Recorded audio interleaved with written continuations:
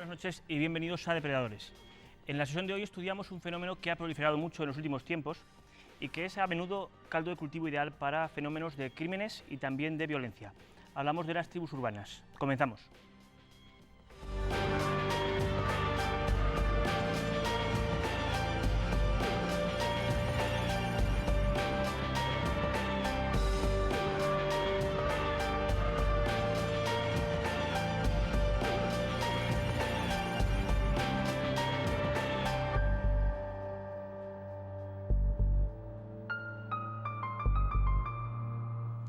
Para tratar el tema de las tribus urbanas y también el porqué de la pertenencia a este tipo de pandillas, tenemos con nosotros al doctor Paumar. Buenas noches, César. Hola, buenas noches, David. Una noche más, aquí para estudiar un asunto que, aunque con frecuencia no tiene ninguna importancia, o al menos no es preocupante, porque de hecho hay muchos colectivos que no suponen ninguna amenaza. Pero sí es cierto que en los últimos tiempos nos hemos visto frente a episodios violentos de mucha gravedad, como por ejemplo el supuesto Latin Kings o los skinheads. Cuéntanos un poquito, lo primero de todo, el concepto de tribu urbana, porque lo cierto es que es un concepto muy relativo. Se manejan muchos aspectos. Sí, en el término, en el más amplio sentido de la palabra, es un término que se ha empezado a usar últimamente, en las últimas décadas, y fue divulgado por un sociólogo francés, Maffesoli, a partir de los 80, y hace referencia a agrupaciones juveniles organizadas o bandas juveniles organizadas que tienen en común cosas muy dispares, desde una estética, de un aspecto exterior, hasta incluso muchas veces una forma de escala de valores específica, un código de comportamiento específico, una forma de entender la vida, una forma de entender las relaciones, unos sitios por los que se mueve o no se mueve. O sea, se identifican esos jóvenes con una serie de patrones un poquito que son una cierta variante con respecto a los cánones de lo que es la ortodoxia de esa cultura, o sea, de esa sociedad en ese momento. Entonces, en el más amplio sentido de la palabra, esto pues podríamos hacer referencia tanto a movimientos que tienen que ver con fanáticos deportivos o cosas que tienen que ver con la industria del ocio, o sea, pues todo lo que tiene que ver con la música, pues gente que está de un determinado tipo de música, hasta ya cosas un poquito más transgresoras y peligrosas, que serían ya cuando ya abarcan al terreno de las ideologías que suponen una rebeldía, una transgresión contra la ideología de un determinado momento en una determinada sociedad. Ya que sacas el tema de las ideologías, porque una de las preguntas que también se suelen hacer mucho, se suelen formular sobre el tema de las tribus urbanas, es si es una cuestión meramente estética o si por el contrario la persona que pertenece a una tribu urbana comparte algo más, valores, filosofías. Como has entrado tú en el terreno de la ideología, Sí. yo por eso Sí, pregunto, por eso digo, ¿no? estoy diferenciando, ¿no? Porque hay gente, yo creo que la mayoría de las personas, incluso mozos que podemos tener a nuestro alrededor, ya los identificamos, ¿no? Que simplemente que van de punks, van de rocker, van de skinhead, van de punkies, van de hippies, ¿no?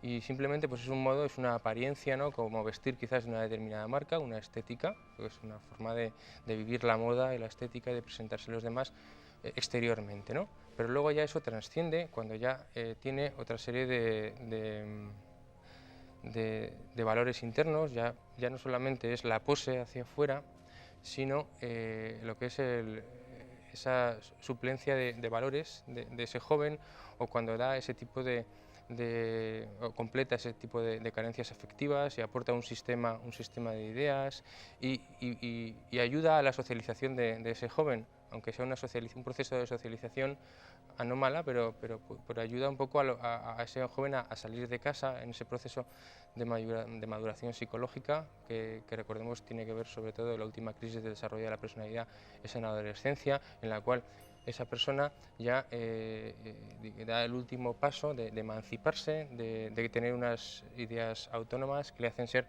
miembro de una sociedad, pero por otra parte también tener su propia identidad.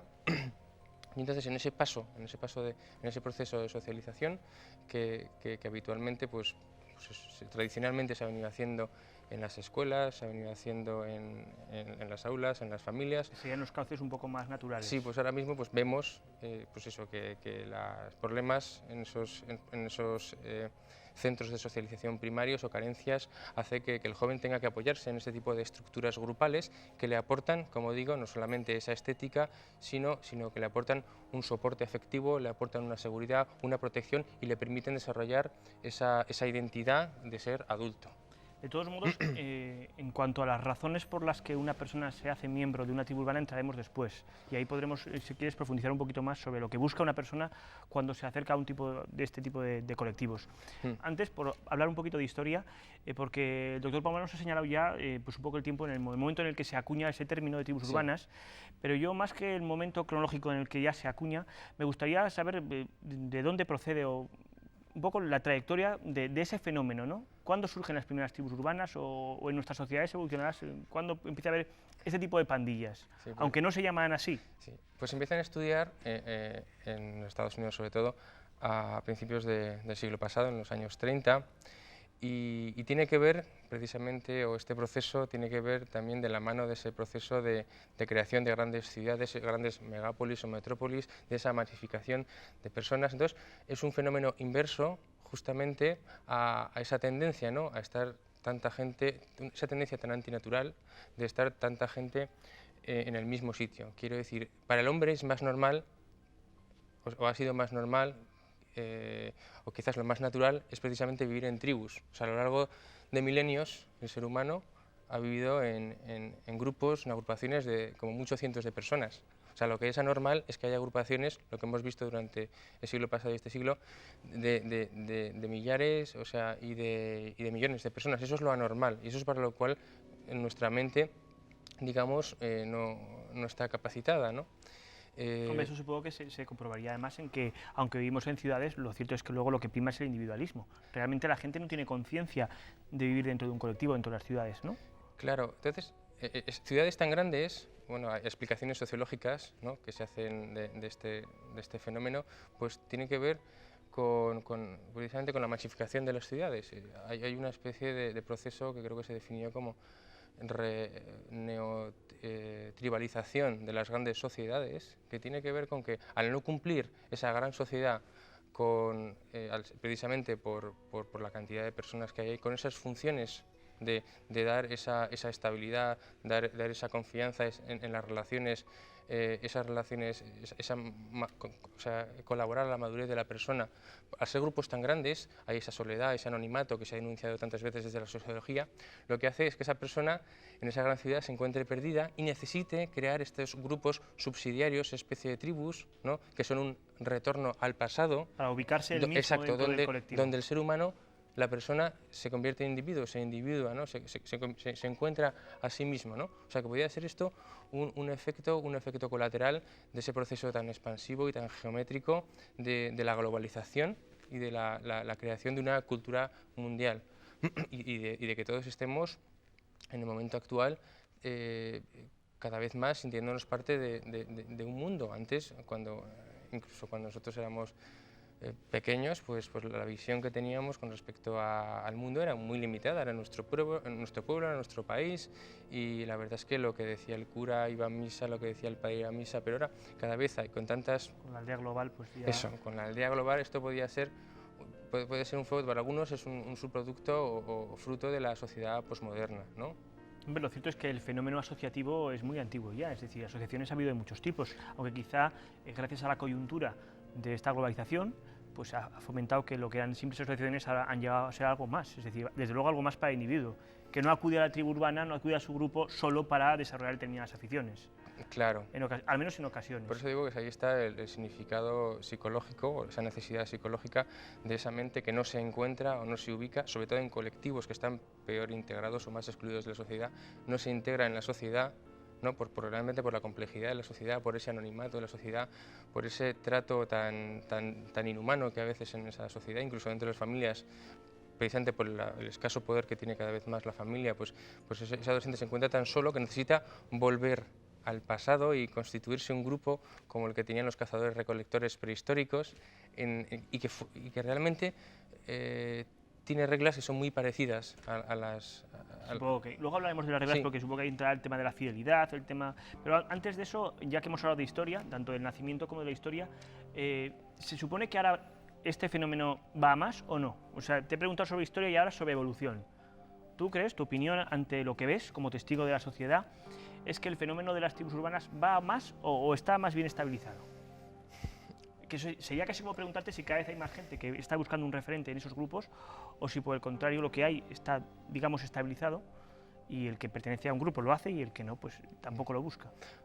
Hombre, el fenómeno del que estamos hablando, de la dificultad para la socialización del adolescente, ese va a más porque lo estamos comprobando, cada vez les cuesta más, la adolescencia se hace más larga porque se hace más complejo madurar. La visión que el ser humano, que el individuo tiene de sí mismo y de la sociedad es tan cambiante. Fíjate, cuando vivías en un pueblo de 50 habitantes, pues las reglas estaban muy establecidas, el círculo de personas significativas de tu alrededor quedaba muy claro, digamos que las normas eran mucho más claras, había que hacer mucho menos esfuerzo de reciclaje de creencias, de pensamiento y emocional que el que hace falta hacer ahora, con lo cual esa complejidad del individuo para formar parte de la sociedad, eso sí que lo estamos viendo y cada vez va a más. Se hablan, algunos autores sociólogos y filósofos hablan del self saturado, quiere decir la visión que tiene uno mismo del ser humano, de sí mismo y de la sociedad, pues ahora mismo es tan polimorfa, es tan variante y es tan rápida y cambia tan deprisa que cuesta crear una identidad. Entonces, esto es un apoyo para crear esa identidad. La presencia de este tipo de grupos es un apoyo que necesita el adolescente para de alguna forma situarse con sus semejantes, ¿no?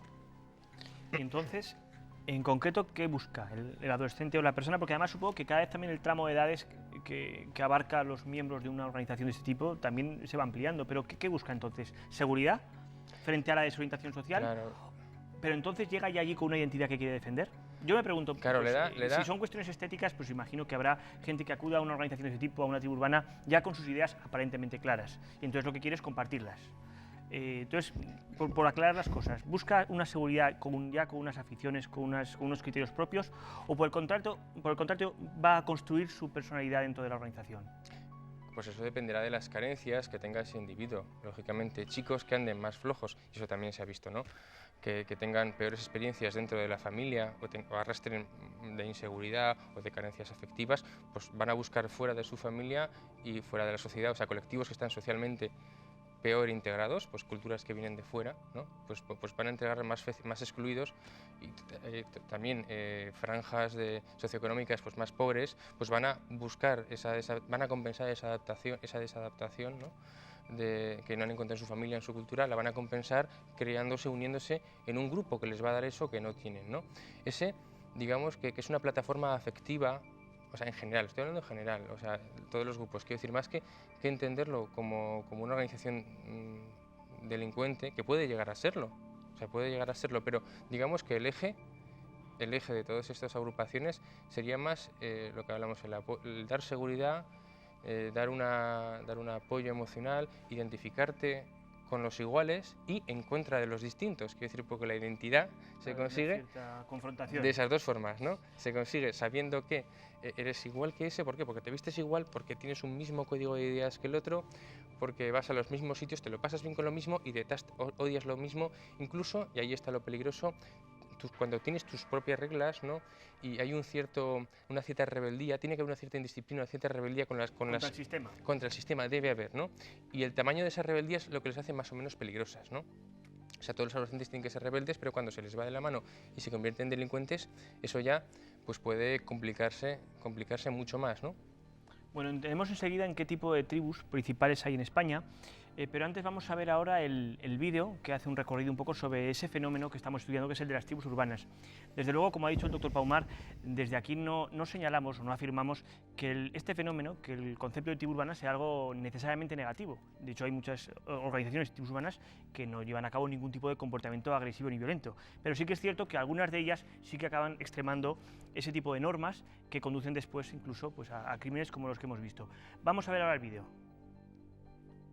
Las tribus urbanas son aquellas pandillas, bandas o simplemente agrupaciones de jóvenes que visten de forma similar, además de poseer hábitos y lugares de reunión comunes. La banda, en ese sentido, tiene en común la similitud. Los individuos se reúnen voluntariamente, pero no solo por el placer de estar juntos, sino también por una clara búsqueda de lo semejante. Las tribus urbanas componen una gran parte de las agrupaciones, casi siempre juveniles, en las que la gente se relaciona en su tiempo de ocio o simplemente por su modo de vida. Estas tribus conforman una serie de culturas y arte a su alrededor para el desarrollo de su moral o estilo de vida. Todas ellas viven marcadas por una profunda carga emocional gracias a esa búsqueda de la realización personal a través del grupo. En la tribu urbana se buscan modos de pensar y de sentir idénticos a los propios, aunque no siempre se es consciente de ello. El placer de formar parte de la banda proviene de la supresión o suspensión de la exigencia de adaptarse al medio social, de ceñirse a un universo adulto o social y también a sus reglas de pensamiento y de conducta. Dentro de la tribu, uno se siente libre de ataduras. Además, la banda ofrece a sus miembros la seguridad y el soporte afectivo del que carecen. La banda, a menudo, autoriza actividades que están en los límites de las reglas morales y sociales. El juego, la violencia, la bebida, la licencia erótica, el escándalo en la vía pública, la destrucción de objetos o el agravio de algunos valores. Sin embargo, las actividades llevadas a cabo en común no se presentan como objetivo esencial de la banda. El objetivo es el de estar juntos porque se es semejante. Las tribus urbanas se caracterizan por mantener una estética canónica entre los individuos de la misma tendencia. Suele ir acompañada de fuertes convicciones sociopolíticas, religiosas o místicas, dependiendo del movimiento o tribu urbana de la que se trate. Sin embargo, dentro de las tribus urbanas también se pueden encontrar personas denominadas poser, que usan la estética y el comportamiento de la tribu urbana, pero olvidando por completo la filosofía e ideologías propias del movimiento. Bueno, una vez que hemos ya delimitado el concepto de tribu urbana, pasamos a analizar la situación en España. Exactamente, César, ¿cuáles son los principales grupos de este tipo que tenemos en nuestro país? Bueno, los dos, quizá los grupos más paradigmáticos, ¿no?, de cuando se habla de tribus y bandas y tal, en el más amplio estilo, pues son por una parte lo punk y por otra parte lo skin. En este caso, tanto las estéticas son completamente distintas como las ideologías son muy de derechas y muy de izquierdas, y además tienen también, precisamente por eso, son enemigos naturales, un odio ancestral, y entre ellos se establece, pues digamos, esa eterna lucha, ¿no? Y tenemos que hacer la reflexión que debajo de estas apariencias externas y de este no ser capaz de llevarse bien uno con otro, posiblemente haya personalidades y jóvenes con un momento muy parecido de su vida que tengan mucho en común, pero precisamente necesitan... Cada uno ha optado por una postura... Por cuestiones posiblemente circunstanciales de quién es el que en su barrio, pues el territorio que tiene en su barrio, y ha hecho que se pongan en sitios distintos cuando en el fondo posiblemente psicológicamente sean personas parecidas. Un caso distinto, aunque sí novedoso y que cada vez preocupa más a la opinión pública, precisamente porque antes no pasaba, y a raíz sobre todo del asesinato del 2003 de este chico en Barcelona, de Ronnie Tapias, ¿verdad?, pues que fue asesinado por los Latin King, ¿no? Son estas bandas multinacionales que están en otros países, que son, en este caso, como su propio nombre indica, Latin, son de origen latinoamericano, pero que en los Estados Unidos también están absolutamente arraigadas. En los Estados Unidos se cuentan por miles, ¿no?, los adeptos y los asociados y los miembros de los Latin King, que están en esas ciudades y que están muy relacionados con el crimen organizado, con la violencia, con el narcotráfico. Y aquí en España simplemente, pues bueno, son un testimonio. Habrá unos cientos de personas que lógicamente tienen que ver mucho con la inmigración, cada vez más amplia de nuestro país. Tú señalabas que al no encontrarse en su país esto fomentaba esa necesidad de buscar un cierto sustento en el grupo, ¿no? Y que aquí están en fase embrionaria y desde luego no están tan relacionados con la delincuencia. No están, quizás, pues bueno, son un modo de vivir su cultura y de recordar sus raíces, y bueno, pues incluso fíjate, la etnia gitana, pues puede ser algo parecido. Lleva tantos años aquí, los gitanos son tan españoles como nosotros, y sin embargo pues mantienen una especie también no digo de tribu, pero es una especie sí, de... es una cultura propia. Una cultura en algunos sentidos tribal. Con un nivel de integración en ocasiones... Parcial, porque a veces está muy relacionado con la criminalidad, y no es así. Sabemos que hay gitanos pero sí que en las cabezas de muchas personas, igual que se puede meter en la cabeza gitano y delincuente y criminal, sabemos que no es así, eso es un cliché. Pero sí que es cierto que precisamente ese código de ideas que tienen ellos personal, a veces pues roza con las leyes del momento, y ese roce pues es lo que hace que pueda ser más... Esa cultura puede ser más antisocial y puede dar más problemas de convivencia. Sí, porque tú has señalado además como uno de los elementos más significativos era ese nivel o ese toque de rebeldía frente al sistema, frente al orden establecido. Claro, el espectador social, desde fuera, pues lo que consigue al final es construirse pues esos clichés que tú decías, ¿no? Claro. Es decir, si hay varios crímenes en los que se habla de Latin Kings, el espectador que no conoce esa realidad va a sacar la conclusión de que los Latin Kings son una organización peligrosa, ¿no? Hablo de ellos como podría hablar de otro tipo de organizaciones, y no siempre es así. En ¿no? otros países es así, en otros países tiene un verdadero problema y hay campañas de Estado, y en los Estados Unidos hay un montón de expatriaciones precisamente por este motivo, y no solamente esto infestan Centroamérica y Sudamérica, bandas peligrosas que en ese momento están muy relacionadas con la pobreza y muy relacionadas con el delito, y en nuestro país no es así. Esperemos que no sea así nunca. Claro, pero esos son los Latin Kings, pero vamos a pasar a los skinheads. Es decir, es cierto que cada cierto tiempo, y en Zaragoza y en otras ciudades, asistimos a episodios de violencia, palizas, etcétera, protagonizadas por grupos de estética neonazi. Y claro, aquí hay que preguntarse, ¿no? Es decir, aquí verdaderamente parece que la filosofía auténtica de este tipo de grupos incluye de manera inevitable la violencia y el ataque, ¿no? Entonces, te voy a preguntar sobre esa filosofía en esas organizaciones y también sobre las personas que entran en esas organizaciones. Todo el que entra, o sea, se somete, por tanto, a esa disciplina. Quiero decir, porque verdaderamente me imagino que no son lo suficientemente democráticas como para que alguien pueda decir, oye, yo a esto no me apunto dentro de la organización. ¿Cómo ves tú esta realidad? Pues ahí ese es el aspecto más problemático, que como digo se da en las tribus urbanas que peor fama tienen, precisamente por eso, porque son las más violentas, y que es digamos su propio código de utilización, sus propias normas de utilización de la violencia. Tienen una cultura que muchas veces ideológica, muchas veces política fanática, que justifica el empleo de la violencia por encima de la legalidad vigente, justifica el empleo de la violencia pues en enfrentamientos. Y claro, el prototipo aquí son los skinheads, que son una banda muy temible, precisamente porque las cosas que la han caracterizado es estos enfrentamientos, el reclutar un gran número de miembros, porque hay una política también un poco paramilitar, y realmente reunir gran número de miembros a la hora de ejercer la violencia. Y como médico te pregunto, como eres experto en la personalidad, ¿cómo es posible que parezca tan fácil reclutar, como has dicho tú, a una cantidad de gente dispuesta a cometer ese tipo de actos, ¿no? Es decir, porque realmente un joven normal, un joven sano, no es fácil que pueda asumir como actividad de los sábados y ir en grupo a una paliza en ocasiones con resultado de muerte. Es que eso realmente a la sociedad... Date cuenta, eso es lo mínimo, o sea, la mayoría no son así, muchas veces sí que se va la mano, pero el objetivo fundamental yo creo que no es llegar al asesinato. O sea, y lo que le estoy diciendo, yo creo que sí que hay que entenderlo, pues porque si queremos llegar a ponerle remedio tenemos que saber cuáles son las principales motivaciones conscientes e inconscientes de estos grupos, ¿no? Justifican el empleo de la violencia en distintos casos. Algunos casos, pues eso, frente a lo que son el prototipo del enemigo, en este caso, pues en el caso de los skin, el prototipo del enemigo pues sería una persona pues inmigrante, pues una persona de izquierdas, pues una persona... Y en esas personas no son consideradas personas, estamos en esa deshumanización, ¿no?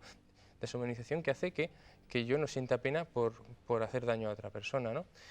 O enemigos de otra banda, ¿no? como los Red Skin. O sea, quiero decir que sí que justifica, ese es un tipo de agresividad, y hay una serie de encuentros ritualizados para pegarse, o una serie de palizas ritualizadas. Ese es un tipo de comportamiento violento. Luego hay otros tipos de comportamientos violentos que tienen más que ver con la violencia de fin de semana, que tiene más que ver con la interpretación de lo que es una provocación, de si esa persona me ha mirado mal, esa persona me ha faltado el respeto. Y eso son también normas de la propia subcultura, que dice, si una persona pues te mira a tu chica, pues eso quiere decir, ya justifica el empleo de la violencia por tu parte y por parte del grupo que te va a auxiliar, ¿no? Me alegro de que hagas esta aclaración. Te lo iba a preguntar además, porque como hablamos de cuáles son los adversarios teóricos de las organizaciones, claro, cuando analizamos la lista de víctimas de los skinheads, nos damos cuenta de que el perfil es muy amplio. Casi se diría que las víctimas pues obedecen a una elección indiscriminada, es decir, hoy es un rubio, mañana es un melenas, pasado es... en realidad, claro, si entramos en el terreno de que cualquier cosa puede ser una provocación...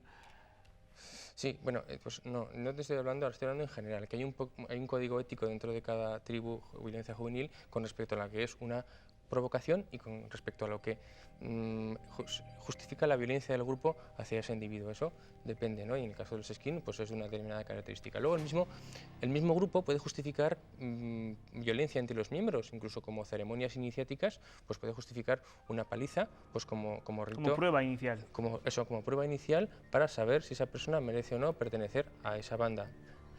O sea que, y las víctimas, como digo, pues bueno, pueden pasar desde víctimas muy concretas que reúnen ese determinado perfil hasta, en un momento determinado, pues todo el que no pertenece a la banda, ¿no? Pues ya es un potencial enemigo, ¿no? O estás conmigo o estás contra mí. Pero esta violencia, como digo, que no tiene que ver tanto es secundariamente puede llegar a ser un delito o criminal, pero esta violencia tiene que ver con una forma de expresión. Es una forma de expresión de decirle a la sociedad aquí estoy yo, y de hecho el individuo, al revés de lo que haría un delincuente habitual, un delincuente organizado, que sería esconderse, para que no, lo que hace es exaltación, hace ostentación de ese comportamiento, va por la calle vestido de una determinada manera para que la gente se aparte. De ahí vemos la importancia psicológica de este hecho, ¿no? De lo que es esa cultura de grupo y la importancia de pertenecer al grupo, o sea, que va más allá de lo que es el que te cojan o no la policía. Claro, porque ellos, si fuera del grupo, pierden su identidad, entonces. Eso a lo mejor justificaría muchas veces una obediencia ciega a determinadas órdenes dentro del grupo que podrían chocar contra la personalidad de uno, ¿no? Como puede ser participar de un acto violento, por ejemplo, o vandálico, pues destruir mobiliario urbano o lo que sea. Y César, has hablado también un poquito del tema de enfrentamiento con tribus, que era otra cuestión que queríamos plantear. ¿Cómo es la relación de una tribu con respecto a otras? Claro, pues... ¿Cómo llevan esa relación? Con lo que más nos quedamos, o quizás lo más problemático de las relaciones de tribus son precisamente eso, las guerras o los enfrentamientos, ¿no? De una tribu con otra, ¿no? Y esto no es cualquier tipo de enfrentamiento, o sea, sí que guarda ciertas reglas, o sea, sí que esta gente no están locos, al revés, tienen una lealtad distinta al grupo, que no tienen a la familia, a lo mejor, que no tienen, porque a lo mejor esa familia no ha merecido esa lealtad, ¿no? O que a lo mejor la sociedad, que desconfían de esa sociedad y sin embargo se fían del grupo. Entonces, esa lealtad con el grupo hace que estas ceremonias, que estos enfrentamientos rituales, pues sean de una determinada característica.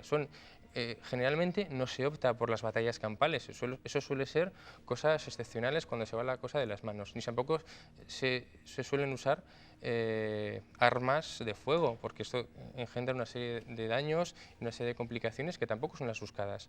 Se suele hacer unas peleas semanales casi muchas veces, ¿no? Porque son del fin de semana, entre grupos, en el que son grupos pequeños, en el que tiene que ver el tamaño, ya es una especie de estrategia bélica, ¿no? Y en el que se queda generalmente con armas blancas y se apaliza al rival, buscando más que nada la humillación, o sea, buscando más que nada el respeto. O sea, no buscan el aniquilar al enemigo, porque el enemigo tiene un papel importante en mi vida. Si no existiera el enemigo, no existiría yo. ¿Entiendes lo que quiero decir? Sí, hablas de estrategia casi militar. Me recuerda un poco al tema por ejemplo, en el Bronx, Nueva York, es cierto que las pandillas tenían muy concreto su territorio. Porque aquí también, todo va por zonas. Es la territorialidad. Que sea un elemento inherente al concepto de tribu urbana. Y el elemento de conflicto bélico.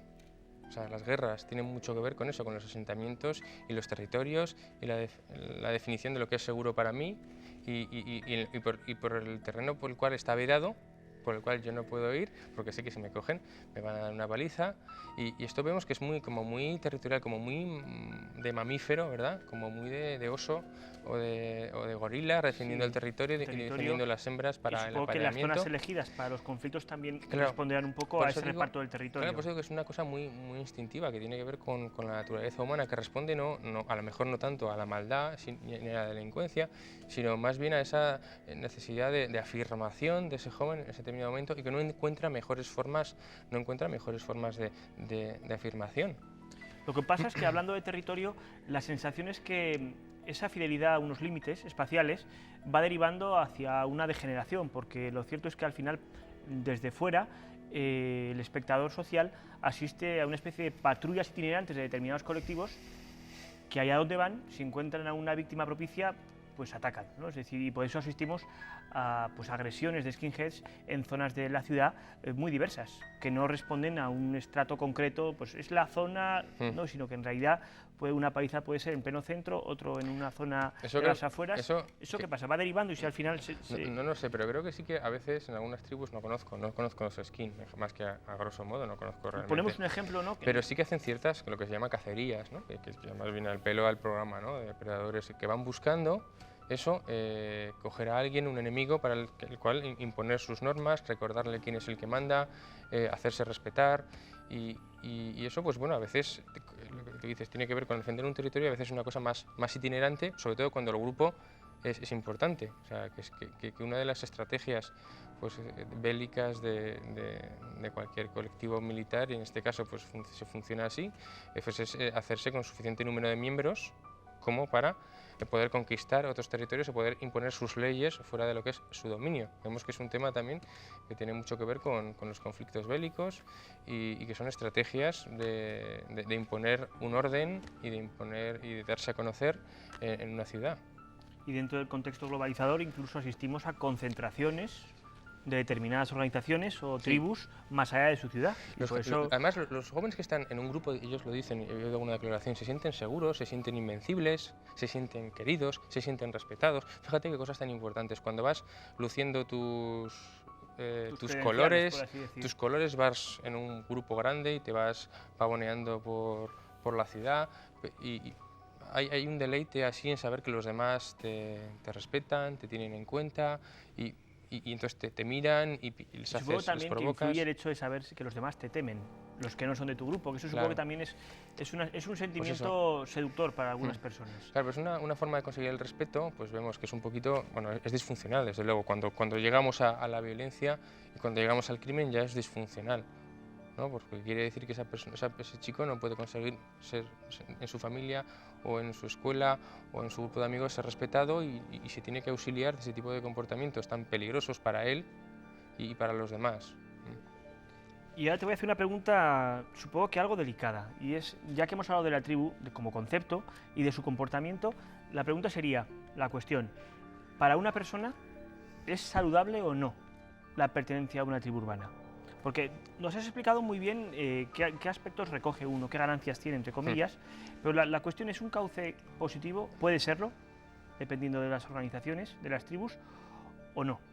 Pues por una parte lo que digo, esto responde a una necesidad del ser humano de formar parte de un grupo. Si eso no lo consigue en otro sitio, ¿por qué? Porque hemos convertido las sociedades en lo que lo hemos convertido, en una jungla de información en la que estamos absolutamente, emocionalmente, los jóvenes están muy desorientados, pues desde luego el que tenga un poquito más de dificultad, pues psicológicamente, o la familia que tenga un poquito más de dificultad, pues le va a costar mucho más y esto va a ser un mal menor, a lo mejor el caer en un grupo y si tiene suerte que sea un grupo pues que sea un grupo poco problemático, pues bien, pero entonces a lo mejor si empieza con actividades irregulares, criminales, pues puede costarle puede tener consecuencias desastrosas para su salud física y puede tener consecuencias para legales que arrastre el resto de la vida.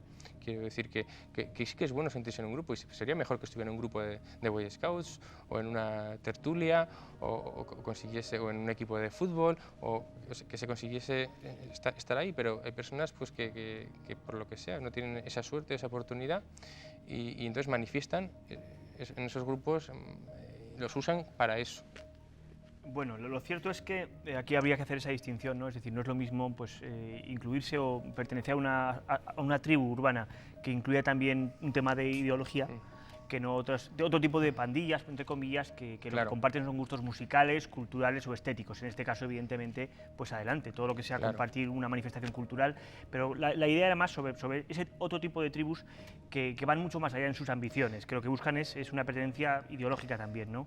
Un compartir valores que en ocasiones están reñidos con la legalidad. Sí, pero date cuenta que también es ley de vida, que tienes que ser mucho más radical en tus ideologías cuando eres joven que cuando eres mayor, ¿no? Pues también es el momento un poquito de ascribirse de una forma pues, más clara o más fanática o más emocional a una serie de ideologías que además suelen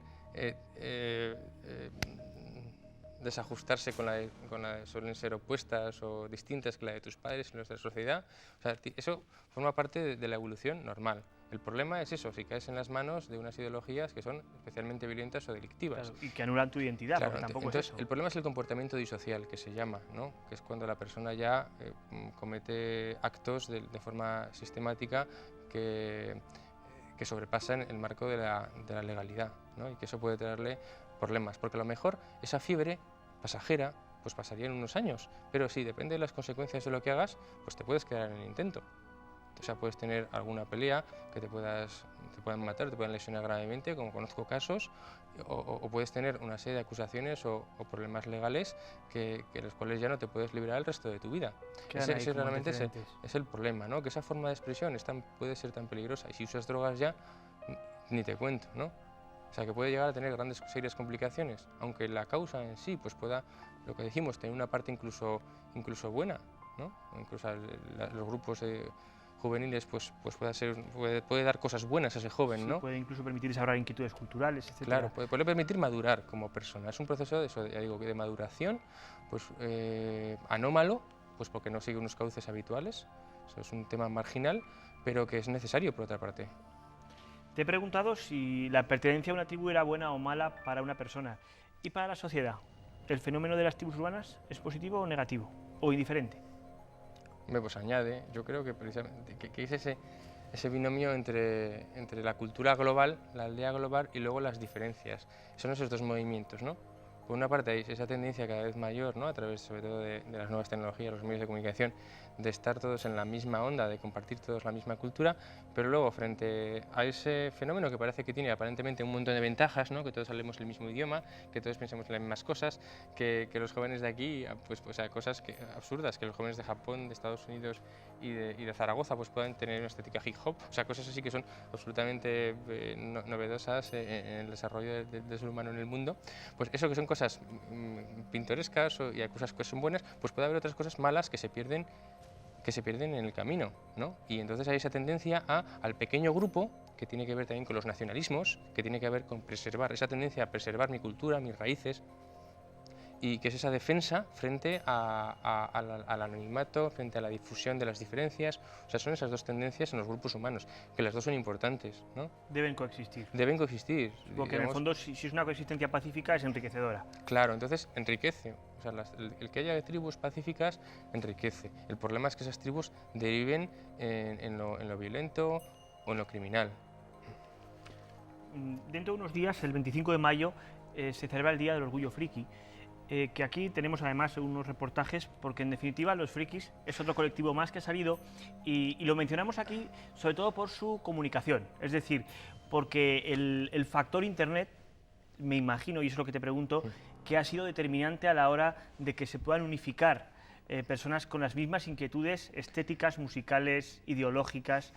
Asistimos ahora a que la mayor parte de las tribus tienen su página web, incluso la policía ha conseguido impedir determinadas concentraciones gracias a notificaciones que se habían hecho en la red. O sea que supongo que igual que los frikis, entre comillas, han conseguido pues, crear una especie de asociación con ese tipo de aficiones, pues que también todo tipo de tribus urbanas también hacen uso de esta información. Sí, pero eso digo, pero fíjate, ese hecho, por ejemplo, que te das ahora, que sería una especie así de neotribu, o sea, al amparo de la saga de las galaxias, se ha creado un universo, se ha creado gente que casi ya no digo que sea como afición o como una película, sino que lo vive como completamente entregado, como un estilo de vida y como una religión, o sea, es una cultura. O sea, solamente pues, este hecho ya te hace pensar eso, la variedad, lo variopinto que tiene que ver el universo cultural, que es enriquecedor. En este caso pues, es inofensivo, porque vayas ahí vestido de Darth Vader por la calle, pues parece bastante inofensivo, y que a un amigo cuando te despidas le digas que la fuerza te acompañe, es inofensivo, ¿no? Pero hay otras cosas que no son tan inofensivas, y es sobre todo cuando ahí en ellos se gesta comportamientos delictivos y criminales, y esa violencia criminal es realmente lo problema, y cuando ya mezclas las drogas, el tráfico de drogas, pues ya se acaba de completar el cóctel de peligro. Claro, en el fondo casi tendríamos que hablar de que debería elaborarse una lista negra con aquellas tribus, aquellos grupos que sí pueden tener consecuencias negativas para las personas. Como las sectas, es un poco, el proceso es muy parecido al proceso sectario, ¿no? Pues hay una forma de, ¿qué diferencia que sea una secta que no sea? Muchas veces los efectos perjudiciales con respecto a la salud del individuo y con respecto a la salud de la sociedad. Y sí que hay aberraciones o variantes aberrantes de las tribus que son verdaderos delincuentes en potencia, y que esos hay que supervisarlos y seguirlos. Y hay que ver qué chavales que están enrolados ahí, precisamente, o reclutados ahí por una serie de carencias afectivas, y que debería dárseles otros sitios, bueno, que de hecho son campañas de salud pública, precisamente para darles salida a esos impulsos, para que se encuentren a sí mismos sin necesidad de tener que pegar a otros chicos o sin necesidad de tener que cometer delitos. Pasando a otro asunto, a otra cuestión, probablemente el denominador común más significativo en todo tipo de tribus urbanas es el papel importante de la estética. Prácticamente en todas las tribus hay una forma más o menos uniforme de vestir, quizá pues, podríamos hablar desde camisetas negras en según que algunos, o incluso determinados símbolos. Cuéntanos un poquito por qué esa importancia de la estética. Es que exteriormente estás marcando y le estás diciendo al mundo de quién eres, le estás diciendo, son como los colores de los equipos de fútbol, ¿no? Le estás diciendo, estás marcando quién es tu oponente y estás marcando quién es tu amigo. Y lo estás haciendo público a través de esa apariencia. Y esto quizás es el aspecto más inofensivo, ¿no? Y es el aspecto más variado, pues que nos hemos acostumbrado, ¿no? Que antes pues sí que también teníamos formas de ver lo que es el atuendo y lo que es el vestuario mucho más ortodoxa hace unas décadas, y ahora pues eso quizás es el aspecto menos problemático de las tribus, ¿no? Que es, sí que hay códigos, ¿no? Incluso dentro de las escuelas, ¿no? Se puede ir, tú que eres profesor, de una determinada manera dentro y fuera de clase, pero que es el aspecto más exterior, más superficial, más de apariencia, que es quizás es un poco una provocación, un poquito la más sana o la más infantil de los padres, ¿no? De que mi hijo se tiñe el pelo de tal, se pone un piercing, tal cual, que es una cosa como un juego, ¿no? Puede ser un aspecto más lúdico y, como digo, sin demasiada trascendencia, ¿no? Y ya que has señalado antes el fenómeno de las sectas, porque tenemos que ir acabando ya, la cuestión de salir de una organización, la cuestión de salir de una tribu urbana, ¿eso se plantea como algo fácil? Una vez que entras, sin embargo, ya la cosa no es tan sencilla. ¿Cómo se contempla eso? Claro, pues depende de las motivaciones de esa tribu. Claro, cuanto más criminal sea o más sea esa tribu, más problemas tendrás, porque tendrás más implicaciones, más consecuencias legales y digamos, te habrás pringado más, ¿eh? Generalmente, igual se va espaciando, o sea, esto está muy ligado a la adolescencia, a la efervescencia, a la agresividad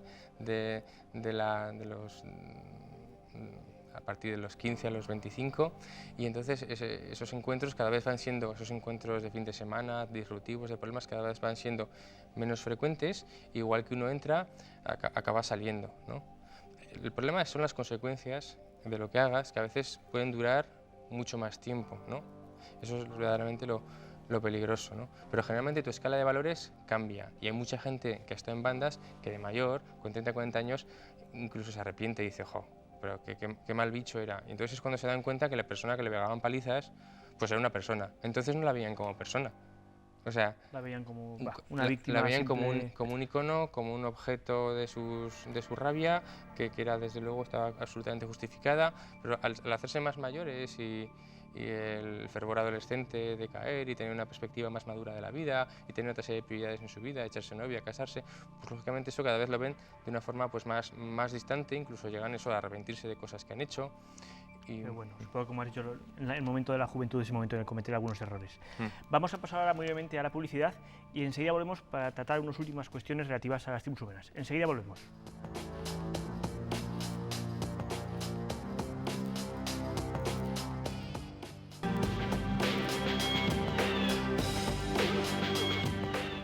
Hasta ahora nos hemos centrado sobre todo en la figura del que pertenece a una tribu urbana, pero nos falta contemplar, por ejemplo, la perspectiva de los padres, ya que la mayor parte de los perfiles de miembros son de adolescentes.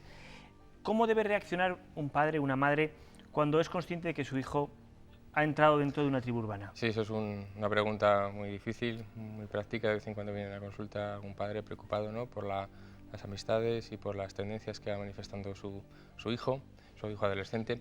Entonces, las cosas que se recomiendan, que siempre hay que individualizarlas, ¿no? Pero primero eso, ¿no? Pues cuando empiezan a sospechar cosas, empiezan a haber cambios, ¿no?, en su estética, empiezan a haber cambios en su tipo de relación, hacer cosas un poquito más extravagantes y tal. No alarmarse, no alarmarse, porque transmitir ansiedad nunca va a ser, el miedo es mal consejero y aquí no va a ayudar nada. O al menos preocuparse proporcionadamente y hacer acopio de información, hablar con los profesores, buscar información de los amigos y desde luego canalizar bien la comunicación de padre e hijo. O sea, intentar mantener la vía, mostrarse especialmente perceptivo por lo que haces y por qué lo haces, antes que mostrarse abiertamente descalificador de la estética. O sea, hacer una crítica directa a veces puede ser contraproducente. Porque incluso él puede radicalizar su propio planteamiento. Puede ser muy ¿no? reforzante, exacto. O sea, hay que entender que el adolescente sí que un cierto grado de desafío lo tiene que tener. Entonces, hay que permitirlo, hay que permitir ese mínimo grado de desafío, pero tampoco cerrando, impidiendo la comunicación, impidiendo la comprensión, pues porque él sí que, pues bueno, de alguna forma se tiene que sentir comprendido por su familia y respetado en su diferencia. Entonces esto es un tira y afloja muy difícil, ¿no? Que depende de cómo son los padres, del esquema que tienen los padres del hijo y del esquema que tiene el hijo de los padres.